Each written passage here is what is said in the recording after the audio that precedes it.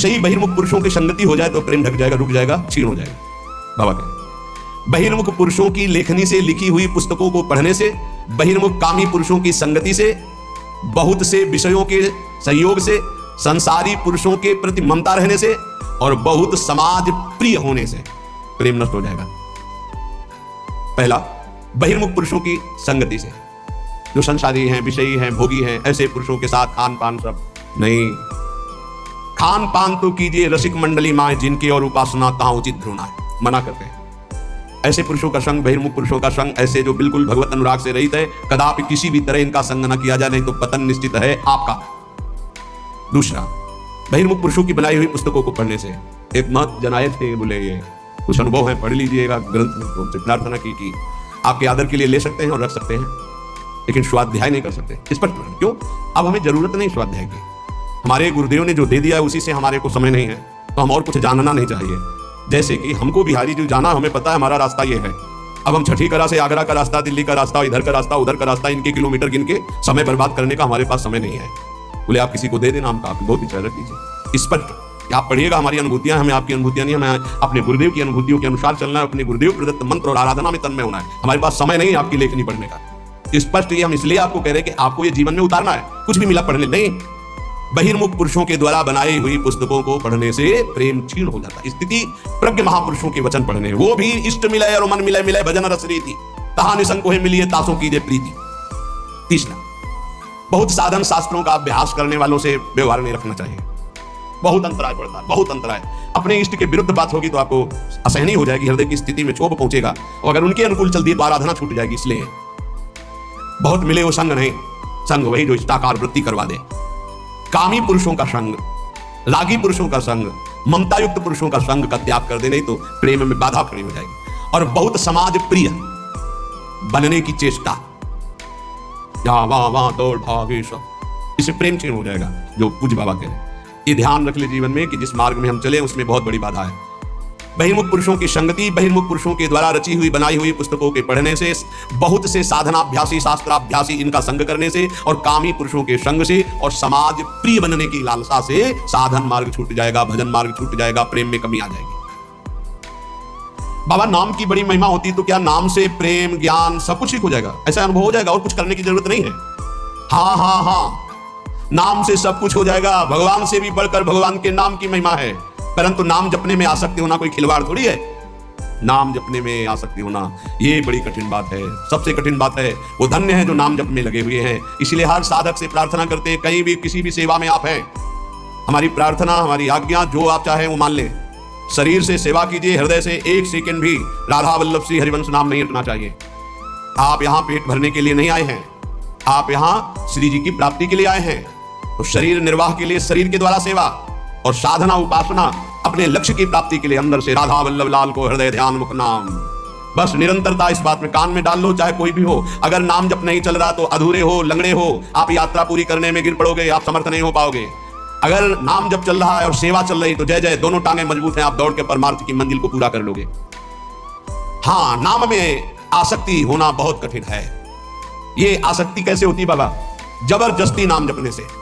पकड़ लो, राधा राधा राधा राधा, मन कह रहा नहीं नहीं नहीं, राधा राधा राधा राधा, राधा वल्लभ श्री हरिवंश, राधा वल्लभ श्री हरिवंश। प्रारंभ में जो गुरुदेव ने मंत्र दिया था नैष्ठिक ब्रह्मचर्य में, आगे का गायत्री मंत्र के अलावा ज्यादा देर मंत्र में मन नहीं लगता है। ये सबका है अनुभव, देख लो। ज्यादा देर मंत्र में मंत्राकार वृत्ति तो बहुत अभ्यास की सिद्धि पर होती है। तो गुरुदेव भगवान पधार गए थे 2 वर्ष बाद ही, जो ही हमको दीक्षा मिली, 2 वर्ष बाद वयोवृद्ध बड़े भजनानंदी महापुरुष अंतर्ध्यान। तो हमने कभी माना ही नहीं कि हमारे गुरुदेव पधार गए।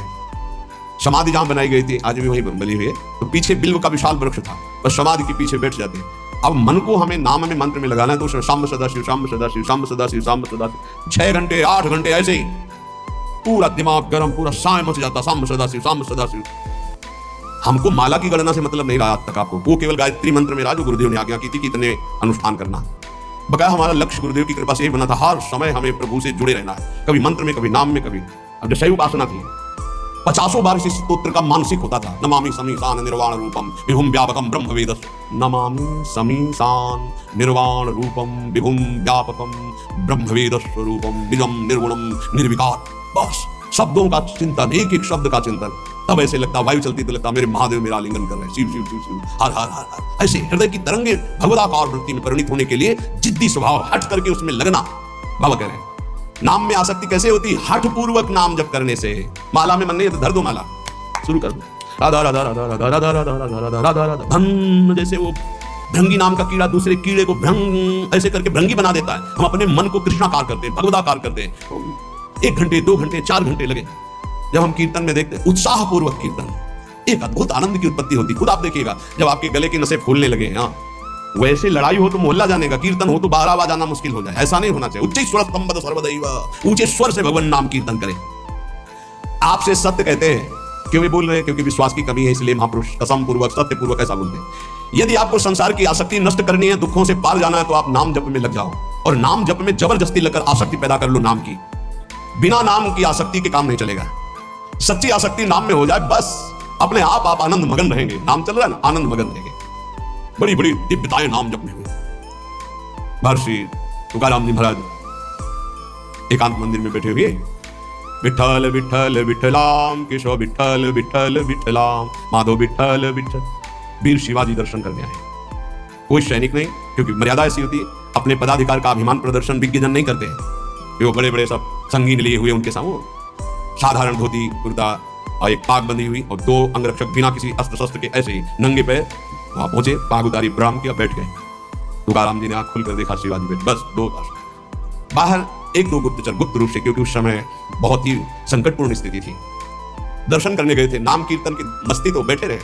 इतने में विपक्ष को जो म्लेच्छ आधिपति था, उसको सूचना मिली, बिना किसी सेना के अंगरक्षक के शिवाजी महाराज तुकाराम जी के पास अमुक जगह दर्शन करने गए। इस समय मारने का बहुत बढ़िया अवसर है। बहुत ही उद्भट वीर महाभागवत, बड़े बड़े भक्तों की चरण धूल मस्तक पर रखने वाले, और वीरता की तो पूछो मत। और समर्थ स्वामी के शिष्य थे, कोई ऐसा ले, समर्थ गुरु रामदास जी महाराज। एक गुप्तचर भागते हुए आया और कहा म्लेच्छ सेना आक्रमण के लिए तैयार हो चुकी है, ना यहाँ सेना है ना यहाँ अंगरक्षक। शिवाजी जानते थे नाम की, क्योंकि भक्तों का संकल्प, बिल्कुल कोई डर नहीं। वही प्रीति का क्या लक्षण? विध्वंस की उपस्थिति होने पर भी विध्वंस रहता।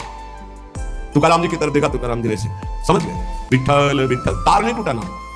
इतनी देर में घोड़ों की टाप गूंजने लगी, आसपास पूरा मंदिर म्लेच्छों की सेना ने कवर कर लिया और सेनाधिपति अंदर प्रवेश हुए, नंगी तलवार हाथ में लिए, केवल विठ्ठल विठ्ठल तुकाराम जी कर रहे, बस कोई नहीं। पूरा मंदिर खाली, सामने चौड़े पे बैठे हैं वीर शिवाजी और 2 अंगरक्षक, कोई नहीं दिखे। वहीं से आवाज लगाई कि हुजूर यहाँ तो कोई नहीं है, गलत सूचना मिलेगी, छान मारो पूरा मंदिर।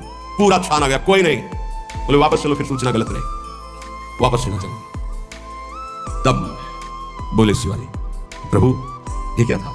बोले विठ्ठल के नाम का चमत्कार था, विठ्ठल के नाम का चमत्कार। एक बार दोनों महापुरुष श्री नामदेव जी और श्री ज्ञानदेव जी महाराज ब्रजमंडल की यात्रा में, प्यास लगी तो विनोद में अपनी सिद्धि का प्रयोग किया। ज्ञानदेव जी महाराज बड़े सिद्ध महापुरुष, उन्होंने बहुत सूक्ष्म रूप धारण किया और कुएं में जाकर जल पीकर आ गए। नामदेव जी से कहा हम तो पिया है। नामदेव जी से कहा आप रुका, आपके चरणों के प्रताप से पानी यहीं आ जाएगा। विठ्ठल विठ्ठल विठ्ठल विठ्ठल, जैसे नाम उच्चारण करे कुआं का पानी ऊपर बढ़ रहा है, सामने से कुआं के पानी की धार ऐसे बहने लगी। विठ्ठल विठ्ठल, आपको तो सूक्ष्म से धारण करके जाना पड़ा, नाम के बल से कुएं का पानी। ये आश्चर्य की बातें नहीं है, नाम सर्वाश्चर्य में है। नाम बिल्कुल जिनको विश्वास हो गया।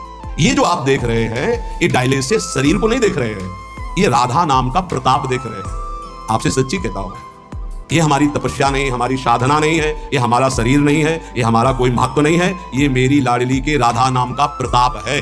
जब तक सुनवाना चाहती है तो बैठे बैठे दहाड़ रहे, और जिस दिन सुनवाना ना चाहेंगी तो जैसे पुराना मकान ढह जाता है ऐसे ढह जाएगा। अर्जुन जी जब युद्ध समाप्त हुआ तो भगवान से कहा उतरिए प्रभु, क्योंकि पहले सारथी उतरता फिर थी। तो भगवान ने कहा आज मैं पहले नहीं उतरूंगा, आज आपको उतरना पड़ेगा। उनका प्रभु आज तक का नियम रहा है, क्योंकि सखा भी है ना। इस पहले सारथी उतरे तो बोले अर्जुन पहले तुम उतरो, जो मैं आज्ञा कर रहा हूँ, इस समय मैं आज्ञा कर रहा हूँ। अर्जुन सीरियस समझ गए कि भगवान आज्ञा, सब तुरंत उतर पड़े। और जे भी भगवान हटे तो पूरे रथ में आग लग गई। बोले प्रभु ये क्या, बड़े बड़े दिव्यास्त्र नहीं जला सके, वो आज युद्ध की समाप्ति। बोले हाँ, मेरे संकल्प के द्वारा हर दिव्यास्त्र अपना प्रभाव दिखाकर नष्ट हो जाए, लेकिन आपके रथ को मेरे संकल्प रूपी कवच ने बचा रखा था। आज युद्ध पूरा हुआ और आज मेरा संकल्प हटा तो भस्म तो कब हो चुका था। तो जिस शरीर को आप देख रहे हो ये नष्ट कब हो चुका था। इसमें केवल राधा नाम प्रताप है, वो कोई चमत्कार इससे केवल नहीं माना जाता कि ऐसा नहीं, अतुलित बल है, असीम आश्चर्य में है राधा नाम। आपको जो राधा नाम सुनने को मिल रहा है, जपने को मिल रहा है, श्री कृष्ण की अपार कृपा से हो रहा है। आप समझिएगा, कुछ भी नहीं दुर्लभ, कर तुम अकर तुम अन्यथा कर तुम, सर्व समर्थ प्रभु को अधीन कर लेने वाला प्रभु का नाम है। इसलिए करें। जब नाम में सच्ची आसक्ति हो जाएगी तो आप फिर इसकी महिमा खुद देखेंगे। सर्वाश्चर्य में अपने बस की बात नहीं है, सच्ची मानिए।